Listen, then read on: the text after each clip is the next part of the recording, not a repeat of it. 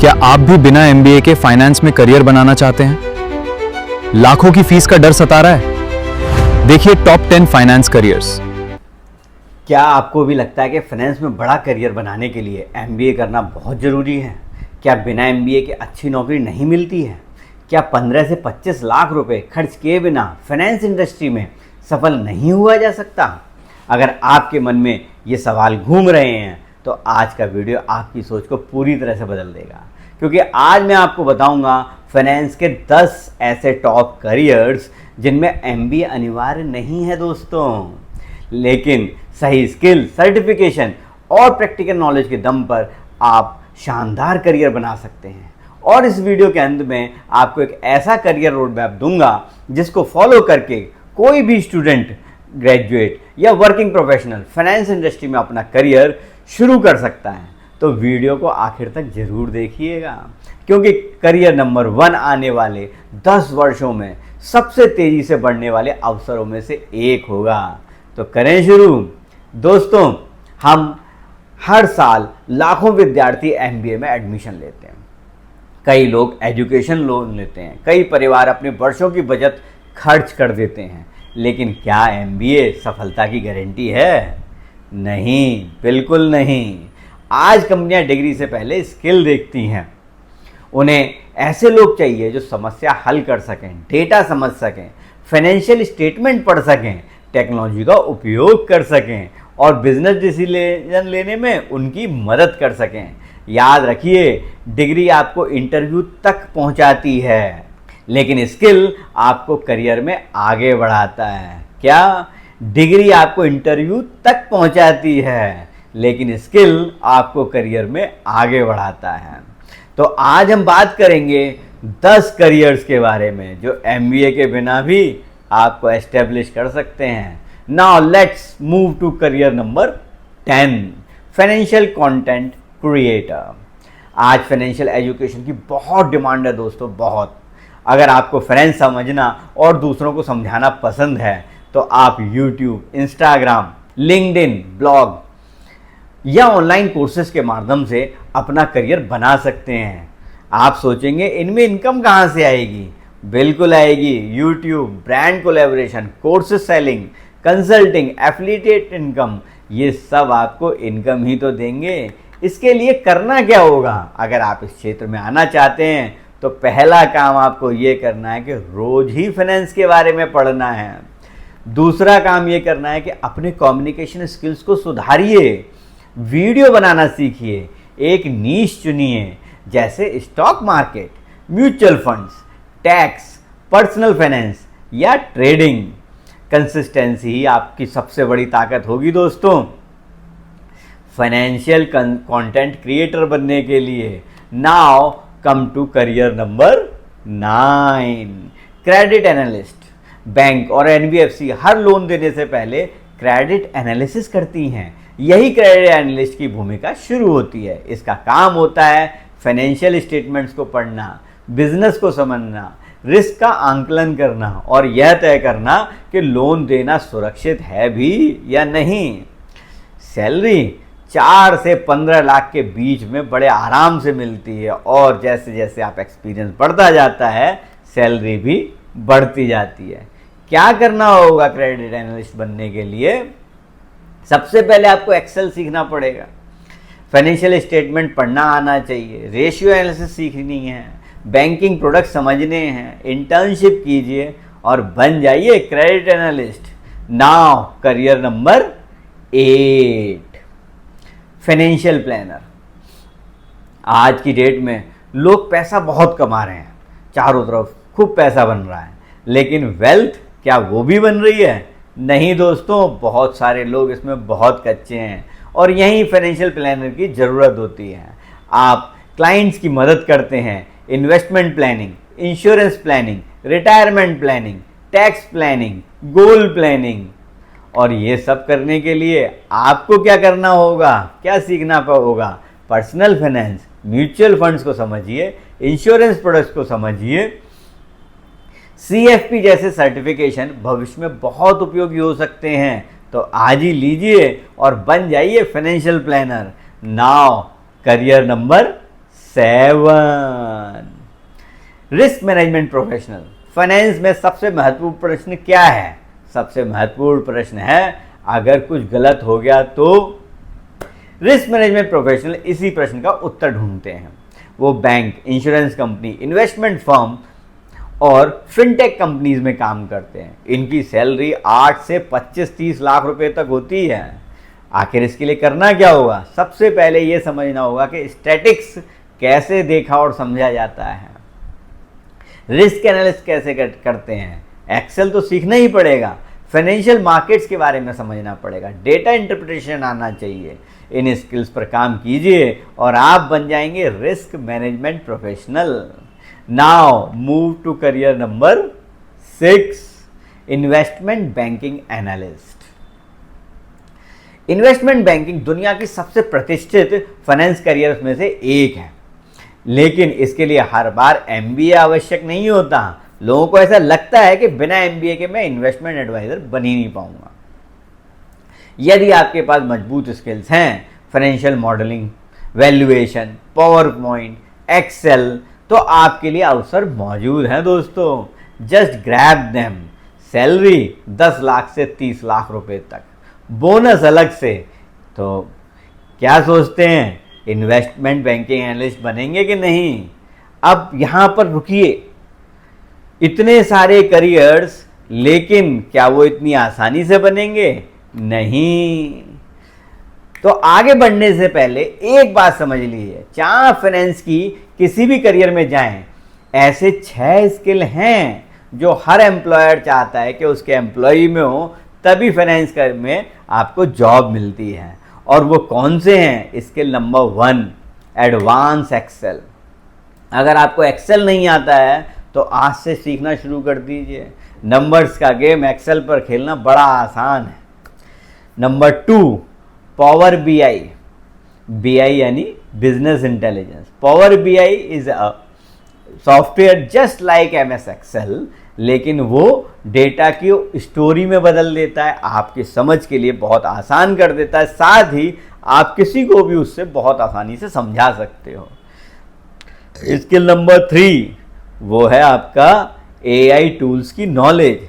Chat GPT, Claude, perplexity, Copilot.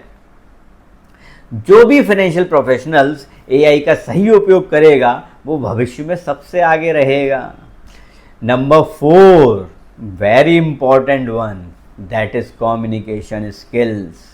Knowledge होना कभी भी पर्याप्त नहीं होता है दोस्तों, उसे प्रभावी ढंग से प्रस्तुत करना भी आना चाहिए। अगर आप अपनी बात को कहना नहीं सीख पाए हैं तो आप पीछे रह जाएंगे। बड़े बड़े प्रमोशंस लोगों को सिर्फ इसलिए नहीं मिलते क्योंकि उन्हें बोलना नहीं आता है। Now come to skill number 5, financial statements पढ़ना, बैलेंस शीट पढ़ना, प्रॉफिट एंड लॉस देखना, कैश फ्लो स्टेटमेंट, ये सब बिजनेस की भाषा है। ये स्किल डेवलप करना बहुत ज़रूरी है कि ये बिजनेस की भाषा हम कैसे जल्दी से जल्दी सीखें, समझें और इंटरप्रेट करके दूसरों को बताएं। Now come to skill number 6, that is also a important part, problem solving. कोई भी कंपनी आपको आपकी नॉलेज के लिए पैसा नहीं देती है दोस्तों, कभी भी देखिएगा। किस चीज़ के लिए देती है? देती है वो उस सॉल्यूशन के लिए जो आप उसे प्रोवाइड करने वाले हैं। तो इसलिए अगर आप प्रॉब्लम सॉल्व करना जानते हैं तो आप किसी भी अमाउंट को डिमांड कर सकते हैं और कंपनी अगर ये समझेगी कि आप उसके लायक हैं तो तुरंत देगी। Now let's move to career number 5, research analyst. यदि आपको कंपनीज का एनालिसिस करना पसंद है तो यह करियर आपके लिए ही है। आप industry, economy, company results, competition और फ्यूचर ग्रोथ का अध्ययन करते हैं। इसमें सैलरी 6 से 18 लाख के बीच में कुछ भी मिल सकती है। अब इसके लिए करना क्या होगा? फंडामेंटल एनालिसिस सीखनी होगी, अकाउंटिंग सीखनी होगी, फाइनेंशियल स्टेटमेंट पढ़ने सीखने होंगे, रिसर्च रिपोर्ट राइटिंग सीखनी होगी, रिसर्च एनालिसिस सीखनी होगी, न्यूज़ एनालिसिस सीखनी होगी, तभी बन पाएंगे आप research analyst. Now career number 4, financial analyst. लगभग हर बड़ी कंपनी को फाइनेंशियल एनालिस्ट की ज़रूरत होती है दोस्तों। इसका काम होता है बजट बनाना, फोरकास्टिंग करना, कॉस्ट एनालिसिस करना, बिजनेस प्लानिंग, परफॉर्मेंस एनालिसिस। और ये सब करने के लिए उसे सीखना क्या होगा? एक्सेल सीखना होगा, पावर बीआई सीखनी होगी, फाइनेंशियल मॉडलिंग सीखनी होगी, एसक्यूएल सीखे तो और भी अच्छा है। और इस तरीके से वो बन सकता है फाइनेंशियल एनालिस्ट। अब चलते हैं करियर नंबर 3 पर। ध्यान से सुन रहे हैं ना, डिस्ट्रैक्ट तो नहीं हो रहे हैं। अगर कोई और रील देख रहे हैं, देखने की सोच रहे हैं तो मत देखिएगा, ये बहुत ही ज़रूरी इन्फॉर्मेशन है। तो करियर 3 है wealth manager. High net worth individuals को अपने धन का प्रबंधन करने के लिए एक्सपर्ट की आवश्यकता हमेशा ही पड़ती है। यदि आपको इन्वेस्टमेंट्स पसंद हैं तो ये एक शानदार करियर है। इनकम आती है, सैलरी आती है, बोनस, इंसेंटिव, परफॉर्मेंस रिवॉर्ड और कई मामलों में कमीशन भी मिलता है। तो इसलिए वेल्थ मैनेजर बनकर आप अपना ड्रीम करियर बना सकते हैं फाइनेंस में। Now career number 2, stock market and derivative professional. अगर आपको शेयर मार्केट में रुचि है तो आपके लिए बहुत बड़े अवसर हैं। आप काम कर सकते हैं किसी ब्रोकरेज फर्म में, रिसर्च फर्म में, ट्रेडिंग डेस्क में, investment advisory, financial education, proprietary trading. इतनी सारी चीज़ें हैं। और इसके लिए करना क्या होगा? इसके लिए आपको स्टॉक मार्केट के बेसिक्स सीखने हैं, टेक्निकल एनालिसिस सीखनी है, रिस्क मैनेजमेंट सीखना है और साथ में समझना है ट्रेडिंग साइकोलॉजी को। शुरुआत कीजिए NISM सर्टिफिकेशन से। विशेष रूप से यदि आपकी रुचि डेरिवेटिव्स में है तो NISM सीरीज 8 इक्विटी डेरिवेटिव आपके लिए शुरुआती कदम हो सकता है, जिससे कि आप बड़े आराम से शेयर मार्केट में कदम रख पाएंगे। Now come to career number 1 and that is investment adviser और फाइनेंशियल मार्केट प्रोफेशनल।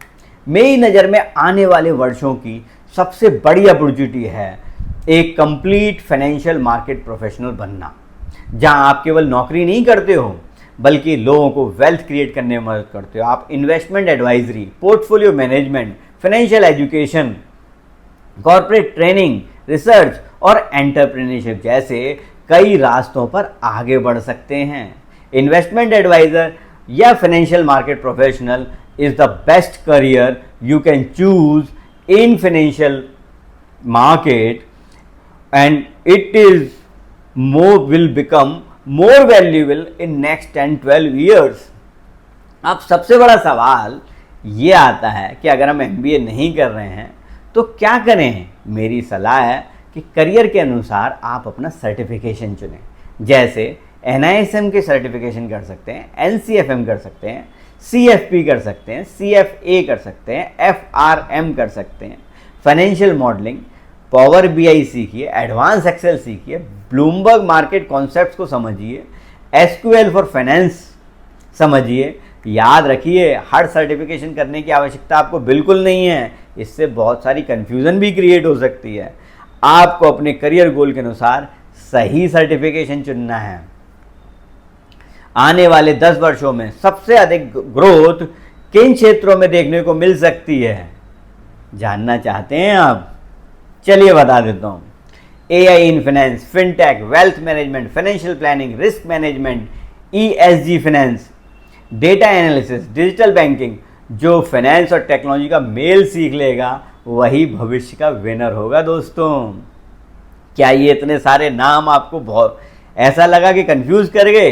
एक बार और बताता हूँ। AI in finance, fintech, wealth management, finance planning, risk management, ESG finance, data analytics, digital banking.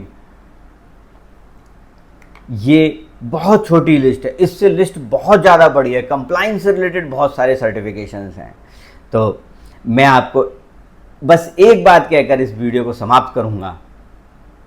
आज से 20 साल बाद कोई आपसे ये नहीं पूछेगा कि आपने MBA कहाँ से किया, लेकिन लोग यह जरूर पूछेंगे कि आपने कितनी वैल्यू क्रिएट की। इसलिए डिग्री के पीछे भागने की ज़रूरत बिल्कुल नहीं है। स्किल्स के पीछे भागे। स्किल्स को अपना आपको कॉन्फिडेंस देते हैं, कॉन्फिडेंस आपको अपॉर्चुनिटीज़ देते हैं और अपॉर्चुनिटीज़ आपको वेल्थ तक पहुंचाती हैं। तो हमें तो वेल्थ तक ही पहुंचना है। अगर आपको ये वीडियो उपयोगी लगा तो इसे लाइक कीजिए, हमारे चैनल MG Guru 11 को सब्सक्राइब कीजिए और कमेंट करके बताइए इन टॉप 10 करियर में आपको किस करियर पर अपना अगला डिटेल्ड वीडियो चाहिए।